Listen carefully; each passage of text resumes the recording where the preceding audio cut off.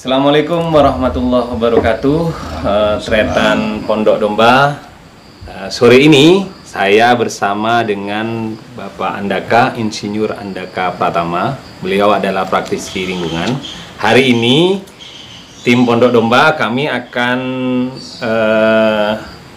praktek membuat apa Pak? Makan jamu ternak ya istilahnya. Jamu ternak lah. Khusus untuk meningkatkan nafsu makan bagi hewan ternak, baik sapi maupun domba. Nah, apa saja bahan-bahannya? Nah, kali ini di depan Tretan Pondok Domba ini ada bahan utama yang digunakan yang berbentuk cair. Di sini ada botol-botol. Nah, ini adalah air kelapa. Air kelapa ini saya dapatkan di pasar, kebetulan murah, per botolnya hanya Rp1.000. Nah, berikutnya ada bahan-bahan yang harus kita campurkan juga. Nah, ini ada bumbu-bumbu dapur. Ini adalah temulawak. Nah, ini temulawak ya. Nah, ini jahe. Temulawaknya beratnya 250 gram. Ini jahenya 100 gram. Nah, ini kunyit putih. Nah, bisa kita lihat warnanya ya. Ini kunyit, tapi kunyit putih. Ada juga terasi. Nah, ini terasi. Terasinya ya mungkinlah 50 gram. Nah, ada gula merah. Tapi yang disarankan oleh Pak Andaka ini gulanya gula kelapa Pak ya. Gula kelapa. Ada susu cair, susu sapi murni. Ya, ini dan ini adalah nanas. Nah, sebelum kita ya, ini yang juga yang terakhir adalah probiotik. Probiotik ini bebas ya. Kebetulan sebutkan mereknya. Berbagai merek. Terserah mau yang harga berapapun, tapi yang jelas kalau ini untuk ternak, yang cari yang memang untuk ternak. Yang terakhir ini penunjangnya adalah vitamin B kompleks. Saya cari di apotek tadi itu harganya murah. Ini 10.000. Nah, mungkin sebelum kita mulai Pak, kita campur mungkin Pak ya. Yang saya tanyakan itu karena ini untuk ternak Pak, kenapa harus pakai temulawak Pak? Jadi temulawak adalah rimpang yang di dalamnya mengandung bahan-bahan aktif ya. Antara lain yang penting adalah bahwa dia itu bisa mengandung bahan yang bisa meningkatkan nafsu makan. Nafsu makan, ya. Begitu pula yang ada pada kunir putih. Kunyit putih. Nah, sesungguhnya bisa ditambah dengan kunyit yang kuning itu. Nggak masalah sama. Tapi ini adalah bahan-bahan rimpang-rimpang ini itu memiliki manfaat untuk meningkatkan angka cerna atau kemudahan atau efektivitas efisiensi pencernaan di dalam tubuh ternak. Manakala ada bakteri-bakteri negatif itu bisa dibunuh karena di dalam bahan-bahan ini juga terdapat antibiotik yang itu bisa untuk membunuh mikrobia negatif yang merugikan bagi pencernaan ternak. Ya. Sedangkan kalau untuk gula ini sumber energi bagi mikrobia yang akan kita perbanyak. Oh ya, ini Tretan Pondok Domba artinya kita mau buat ini sebenarnya selain untuk jamu adalah memperbanyak probiotik Pak ya. Yeah. Nanti perbanyak probiotik tapi ditambahi dengan bahan-bahan herbal lah untuk meningkatkan nafsu makan ternak. Nah, yang berikutnya mungkin langkahnya itu Pak, ini harus dihancurkan dulu Pak ya, prosesnya ya, kita beralih ke proses ya Pak. Nah, mungkin sekilas Pak, kenapa harus nanas Pak? Nanas. Buah ini Pak, nah ini mungkin Tretan Pondok Domba. Jadi ketika kita ingin membuat nutrisi tambahan atau lengkap suplemen herbal untuk ternak ini, maka intinya adalah bagaimana agar yang di dalamnya ada mikrobia yang itu akan membantu proses fermentasi makanan yang akan dibangun oleh ternak tadi. Maka peran nanas adalah selain dia itu sumber gula juga, gula buah ya, fruktosa itu, dia juga mengandung enzim, ya, enzim protease.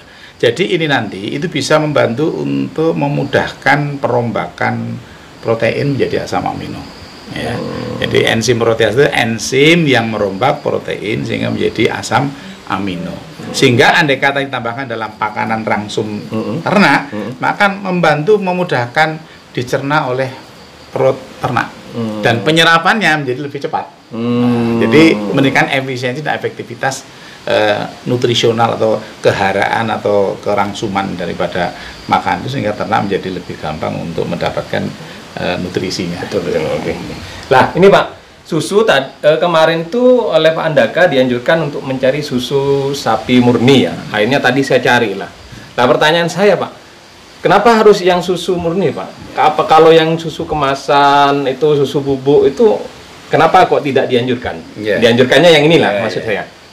Karena kita menggunakan probiotik sebagai salah satu agen utama, aktor dalam acara itu kan probiotik itu ya, mikrobia itu khawatirnya kalau pakai susu yang kemasan itu ada bahan pengawetnya, dan pengawet itu memang tujuannya untuk membunuh mikrobia. Nah, kan sayang kalau mikrobia yang kita harapkan ternyata harus mati oleh pengawet susu.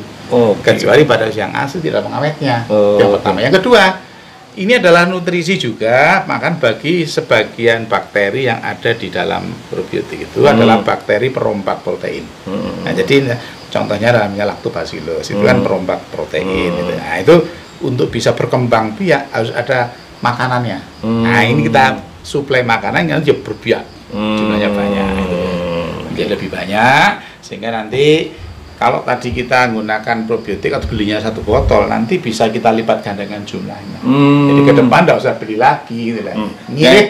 Betul. Yang akan kita praktekkan ini kan Pak, bahan bakunya itu air kelapa. Betul. Air kelapanya ini kurang lebih hampir 10 liter Pak. Betul. Hampir 10 liter.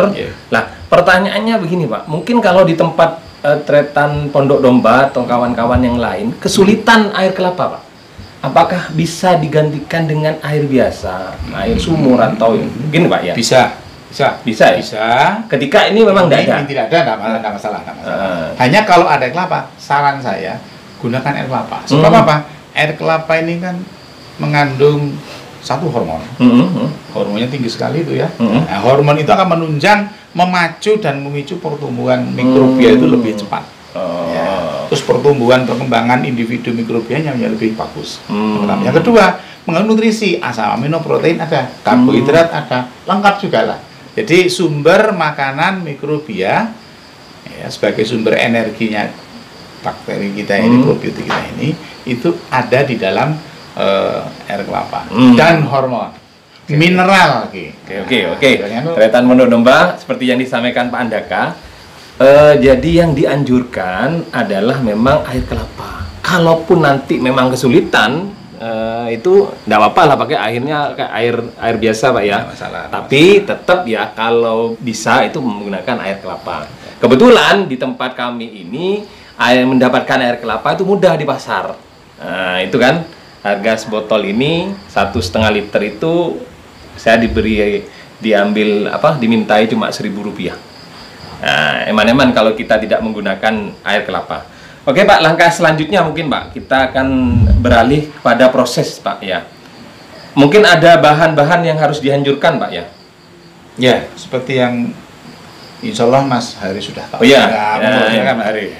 Yang harus dianjurkan tretan ini adalah bahan rimpang ini, yaitu temulawak 250 gram, jahenya 100 gram, kunyit putihnya dicampur dengan gula merah. Gula merahnya ini kurang lebih 250 gram juga. Dan ini ada terasi.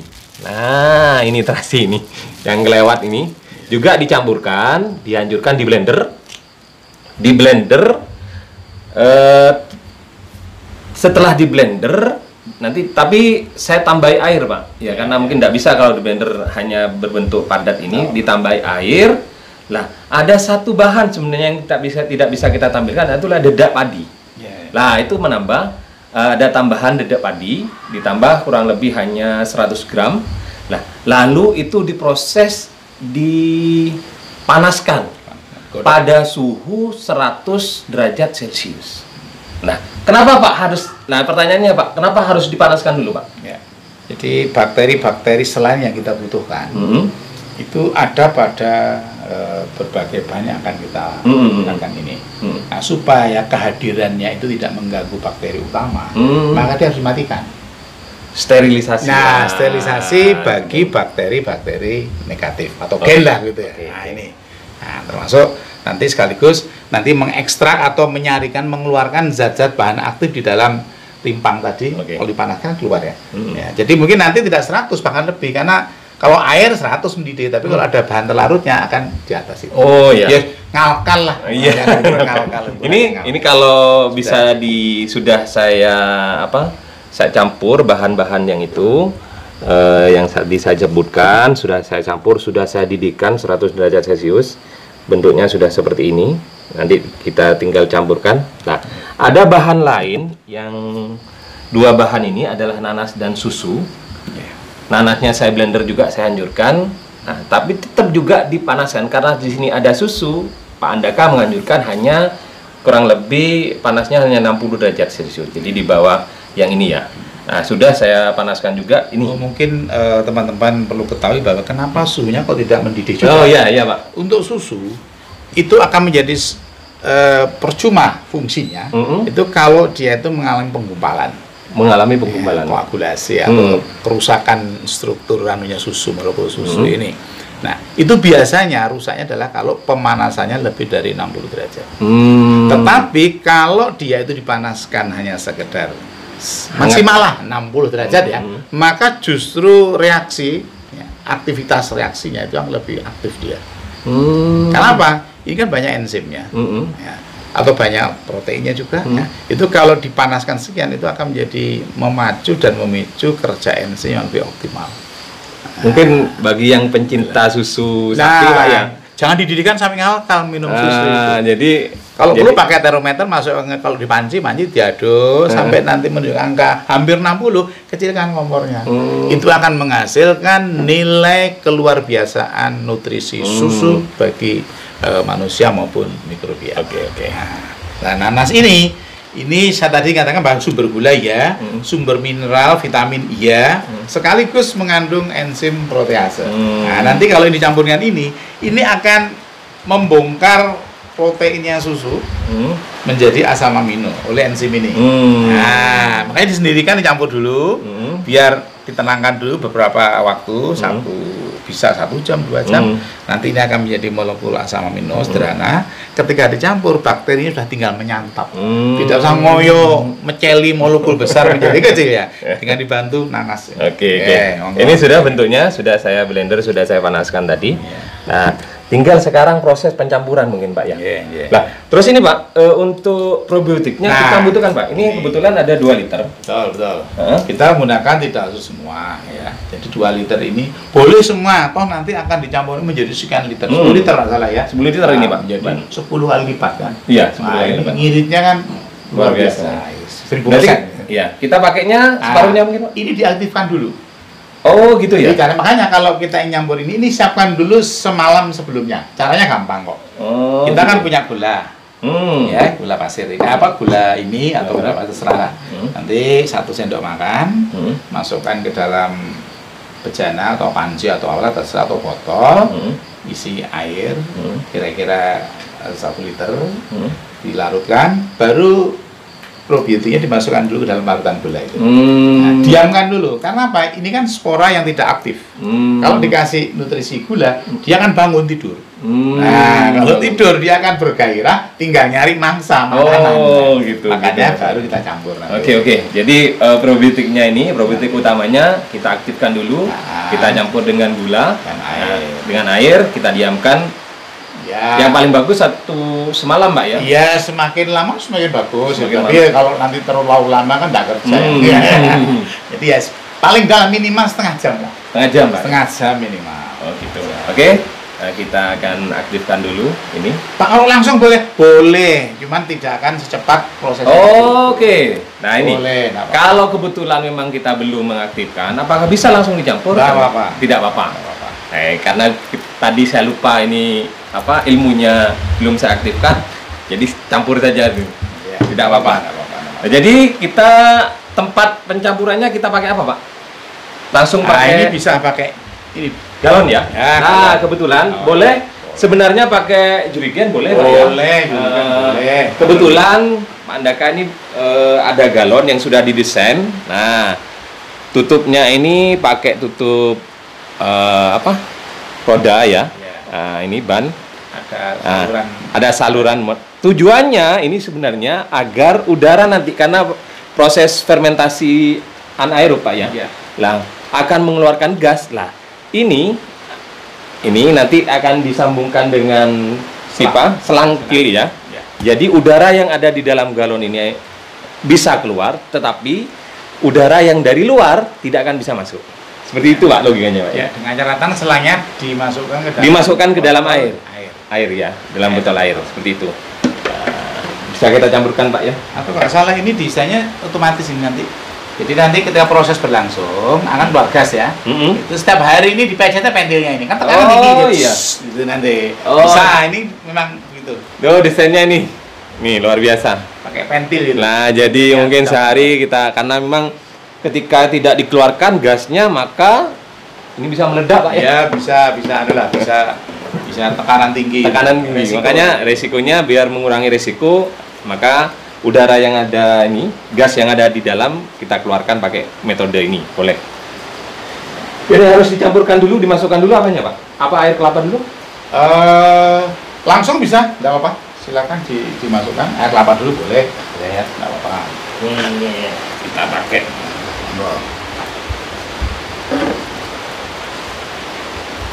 Wah. Ini air reaksi karena ada enzim juga di dalamnya. Ya, ini air kelapanya ini fermentasi itu. ada gelembungnya. Tapi memang ketika saya buka tadi ada udara yang keluar ini. Kita akan masukkan air kelapa terlebih dahulu.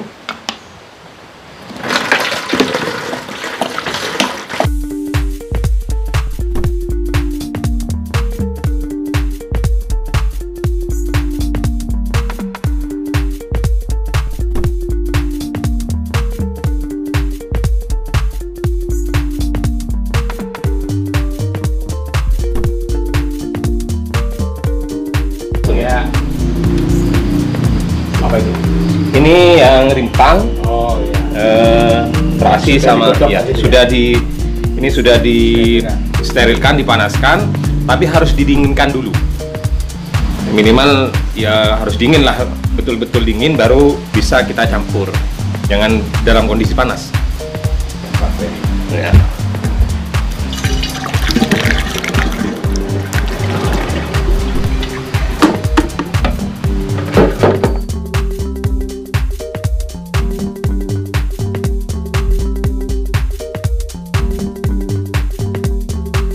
Separuh, Pak ya. Iya, Separuh aja ya. Karena ini separuh bisa, semuanya juga boleh, nggak apa-apa.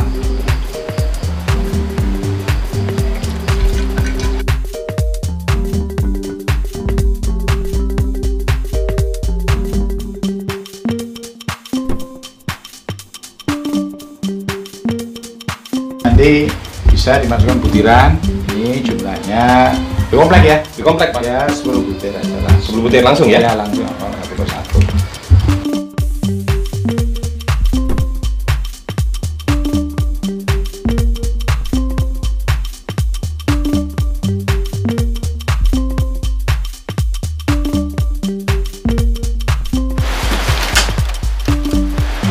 Cuk. Karet. Cuk. Pastikan tercampur semua. Setelah itu didiamkan, Pak, Kan? selama Nah, 1 minggu. minimal 2 minggu. Minimal. Makin bagus. Makin lama makin bagus lah. Tapi kalau terburu-buru 2 minggu lah bisa kita gunakan.